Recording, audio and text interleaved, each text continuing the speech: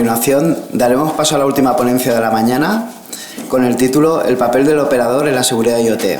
La primera pregunta a los que nos dedicamos a la seguridad en IoT que surge es, oye, ¿a los usuarios de verdad les importa o hay alguien que de verdad está preocupado por la seguridad en IoT? Entonces, si miramos, por ejemplo, este gráfico de Google Trends que te saca el volumen de búsquedas que tiene la cadena de seguridad en Google, pues aparentemente no pinta mal, ¿no? Vemos que hay un interés creciente. Sin embargo, si lo comparamos con el volumen de búsquedas que tiene, por ejemplo, IoT, la línea azul abajo es seguridad, la línea roja arriba es IoT. Entonces veis que hay dos piquitos pequeños de seguridad. Uno fue en 2014 con el incidente del hackeo del Jeep Grand Cherokee, que ha comentado antes Antonio, y hay un piquito muy pequeño esta mañana con los incidentes del pasado viernes. Pero es verdad que para el usuario es algo que pasa desapercibido. No hay una conciencia de la seguridad en IoT, y esto enlaza mucho con lo que nos comentaba Carmen antes. Es importante la educación del usuario, es importante que les enseñemos el valor que tiene esta seguridad. Y es importante también que los dispositivos IoT sean seguros por defecto, es decir, que no sea una opción el habilitarlo. Si queremos tener una foto más concreta, y esto enlaza también con lo que nos contaba Antonio, podemos ver también el interés que hay dentro de la comunidad de ciberactivistas en los temas de IoT. Y aquí esto es una captura de hace un par de días en Shodan. Shodan es el motor de búsqueda de dispositivos en las que tú puedes hacer una búsqueda y ver en todo Internet qué dispositivos están conectados y qué vulnerabilidades y puertos abiertos tienen. Pues aquí, si vamos a búsquedas comunes, vemos que la segunda búsqueda más popular es SCADA. SCADA es un sistema de control y adquisición de datos en control industrial. Es decir, el interés que hay por IoT dentro de la comunidad de analistas de seguridad es suficientemente alto como para ser lo segundo que más se busca. Y si ya empezamos a hacer búsquedas concretas, pues podemos ver, por ejemplo, que hay de todo. Hay taxímetros conectados. Por ejemplo, el taxi en el que venía yo esta mañana traía este software. Esto es un caso que se detectó y es dispositivos taxímetros que tenían conexión celular y por un error de la compañía que los distribuyó tenían el puerto de la consola abierto, es decir, lo que te muestra la visualización está abierto a Internet y se podía ver por dónde iba el taxímetro, cuánto te cobraba, se podía acceder incluso y bloquear el taxímetro, y lo peor es que no había una posibilidad de actualización remota de estos dispositivos. Si buscamos un poco más, igual, tenemos cámaras web conectadas y aquí pues podemos ver de todo, cunas de niños, un señor en un sofá, un centro comercial. Y por ejemplo, si vemos la foto de la izquierda, esa es, no sé si os suena alguno, está en la página de login por defecto de las cámaras Xiaomi, las que han participado en el ataque que ha detallado también antes Antonio con el botnet de Mirai. Esta red, estos ataques dentro del público un poco más general han cambiado la percepción, es decir, la preocupación hasta hace un tiempo en IoT era la integridad del dispositivo, la disponibilidad del dispositivo. Había mucha preocupación en que no se accediese a los datos, no se pudiera alterar su funcionamiento, pero la utilización de los dispositivos IoT como parte de una red de botnets es algo relativamente nuevo y que en la comunidad va todo relativamente rápido. Yo esta presentación se la pasé a Juan el viernes pasado, cuando solo teníamos el ataque a la web de Crepson Security, que es algo relativamente especializado, pero claro, vosotros conoceréis que se registró el mayor ataque de denegación de servicio de la historia, que era el doble de lo que había visto Akamai hace tiempo. Y pues yo, desde que le pasé la presentación a Juan hasta hoy, que han pasado 4 días, tuvimos los incidentes del viernes a medio de 1 terabit por segundo, y lo más curioso es que este ataque, que ha sido el de denegación de servicio, que ha sido el más grande de la historia, se ha hecho solo con un 10% de los nodos de la red de Mirai. Es decir, se estima que hay aproximadamente unos 50.000 dispositivos que han participado en el ataque. No son ni mucho menos los 500.000 nodos que forman la red. Y después una perspectiva adicional es la concienciación de la industria. Es decir, sí que hay una preocupación por la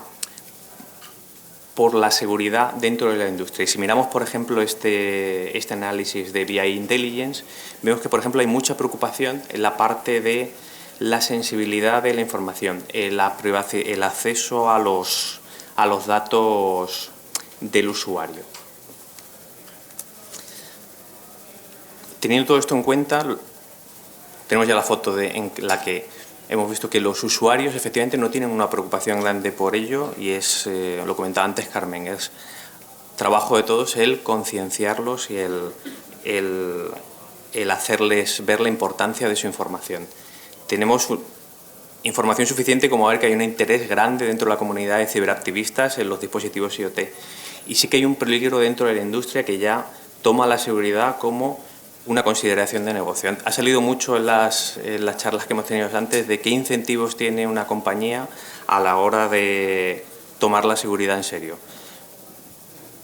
Además del coste además de todos los temas regulatorios en los que se está trabajando, y hay en marcha una iniciativa de la Comisión Europea en el etiquetado de seguridad, los incidentes de seguridad, tienen en primer lugar un efecto de barrera, es decir, el 45% de los CIOs en el BDC Research, su principal preocupación a la hora de lanzar un dispositivo conectado era la seguridad, el que hubiera un incidente de seguridad. Y, por supuesto, un incidente de seguridad afecta al negocio.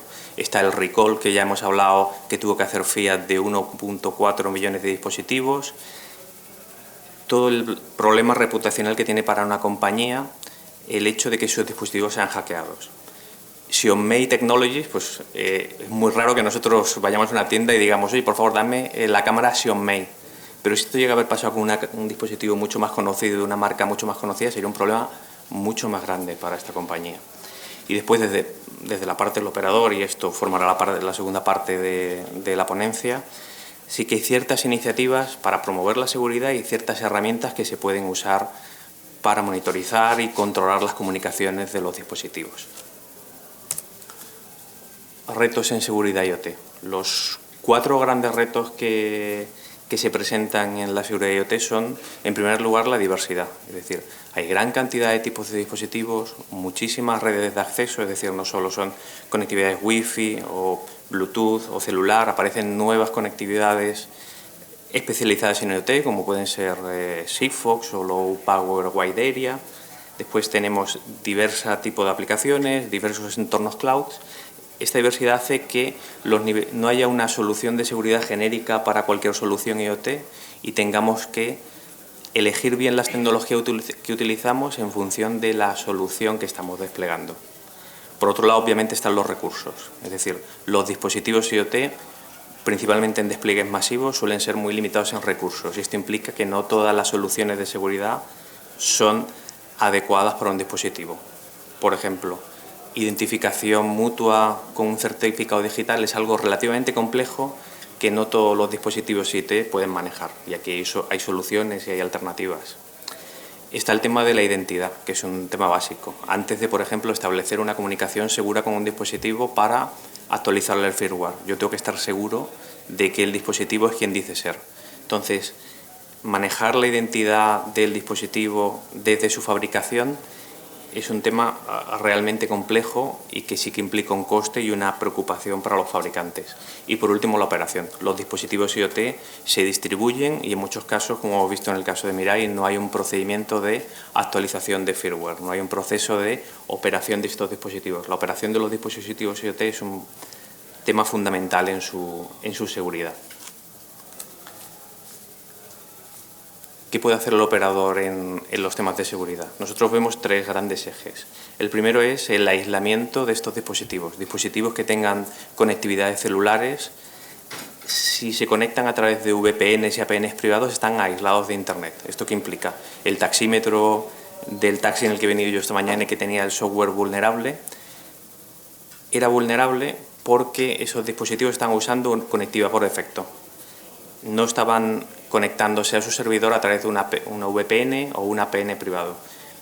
Con esta configuración, que es algo que se puede hacer de forma sencilla, eso no hubiera pasado. Después, monitorización de las comunicaciones. Los operadores ponemos a disposición de los clientes esa monitorización de las comunicaciones que te permite detectar si tu dispositivo está mandando más datos de los habituales, si está en una localización que no es la habitual, si la SIM se ha cambiado de dispositivo y el email no coincide con el que tú esperabas, si el volumen de datos ha superado el consumo habitual que tiene el dispositivo. Toda esta monitorización y todos estos límites te pueden ayudar a detectar una actividad irregular en tu dispositivo. Y por último, la autenticación en red. El poder identificar que la IP que llega a tu servidor procede de un dispositivo cuya SIM es la tuya es algo que también se puede hacer y es una medida de seguridad que por lo menos te permite identificar que no te llegan peticiones de China, no te llegan peticiones de un nodo clonado. Pero además de la red, nosotros vemos la seguridad como un tema end-to-end, es decir, hay que verlo en todas las etapas del dispositivo. No basta con que sea cuando se ha fabricado, es decir, es necesario tener un diseño seguro, una configuración segura, y esto entra dentro de la parte de la prevención. En el caso de Mirai, en el diseño, por ejemplo, no se había tenido en cuenta el no poner una password por defecto, que es algo básico y como se ha comentado mucho hoy, una práctica que se lleva haciendo desde hace 20 años. Bien, estos dispositivos en su diseño no habían tenido en cuenta la seguridad, pero además no había un protocolo de detección, es decir, es importante cuando se desarrolla una solución IoT tener en cuenta la detección, es decir, poder identificar una amenaza. Y por último, la parte de la respuesta. Una vez que ha sido identificada, ser capaz de poder reaccionar y poder volver a la normalidad del negocio. Es decir, por ejemplo, deshabilitar los dispositivos conectados que tienen un comportamiento erróneo o bloquear las comunicaciones hacia un destino que no es el habitual. El conjunto de mejores prácticas y formas seguras de hacer el diseño, el mantenimiento y la operación de los dispositivos, desde Telefónica estamos colaborando muchísimo con la GSMA. Dentro de la GSMA se han publicado estas guidelines, son un framework de seguridad IoT que está formado por 4 documentos. Tiene una parte de overview en la que se cuentan los principales riesgos de seguridad en IoT, las medidas que se pueden tener en cuenta, cómo mitigarlos, y después se ha dedicado un documento a cada uno de los niveles tecnológicos. Hay una parte enfocada al dispositivo y aquí se tiene en cuenta pues muchos de los temas que todos conocemos, ¿no? Como por ejemplo implementar medidas anti-tampering en el dispositivo y que si se abre se detecte, o cómo poder hacer que el dispositivo, sellarlo para que no se pueda extraer por ejemplo la tarjeta SIM e introducirla en otro dispositivo, o como por ejemplo tener un fusible que detecte que hay cierta manipulación en el dispositivo y poder borrarlo o borrar la información que tiene dentro para que ya no sea accesible. Hay otra guía enfocada a todas las recomendaciones de red que yo os he contado antes muy rápido y sí que cuenta qué medidas se pueden tomar en la red y qué servicios pone a disposición el operador para asegurar una solución IoT. Y después, por último, se cuenta toda la parte de la cloud, toda la parte de cómo tiene que ser un servicio en la cloud seguro y qué recomendaciones se tienen que seguir. Si alguno ve estos documentos, son documentos muy buenos de referencia y realmente densos, pero la crítica que siempre recibíamos dentro del grupo de trabajo de la GSMA en esto es que son muy completos, son muy densos, son documentos de 100, 200 páginas cada uno, en los que a la gente le resultaba muy complicado hacer un assessment de seguridad basado en ellos. Entonces se ha estado trabajando este año en la Security Self-Assessment Guidelines, que básicamente es una checklist que te permite hacer un assessment de seguridad de tu solución IoT. Son todas estas recomendaciones que hay en las guías, están recopiladas en un documento y lo que se puede hacer es seguir el documento, seguir estos controles. Hay referencias a los documentos de las guidelines en los que se cuenta mucho más en detalle qué quiere decir cada control y son un buen punto de comprobación de que tu solución tiene unas ciertas recomendaciones que son la práctica común en la industria. Y aquí, bueno, pues este documento ha colaborado, bueno, pues todo el grupo de trabajo de la GSMA, ha estado liderado por nosotros, por Intel, por Telit, que son fabricantes de módulos de dispositivos y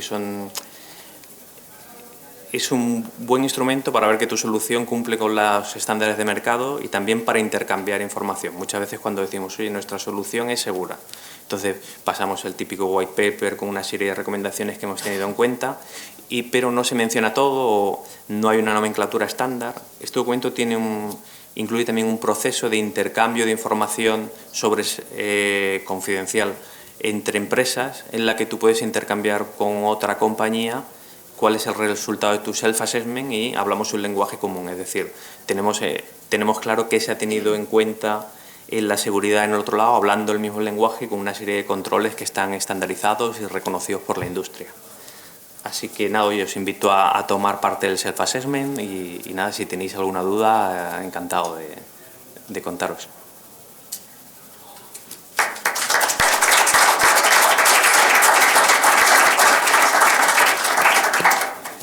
¿Tenéis alguna pregunta? ¿No? Bueno, yo tengo una. ¿Qué iniciativas de seguridad se están impulsando de forma conjunta desde los operadores? Pues la principal es esta. La principal es el grupo de trabajo en la GSMA. La GSMA es la asociación global de la industria móvil y dentro de ella hay diferentes programas. Está el de Connected Living y ahí hay un grupo de trabajo en seguridad IoT. Entonces aquí se forma no solo por parte de operadores, también están diversos actores de la industria. Está, por ejemplo, Intel como fabricante de dispositivos, está Telit como fabricante de módulos de comunicación, está gente como Gemalto que fabrica las SIMs. Entonces toda la industria móvil se concentra en la GSMA y sí que hay grupos de trabajo sobre seguridad IoT y las iniciativas de la Security Guidelines y el Self-Assessment.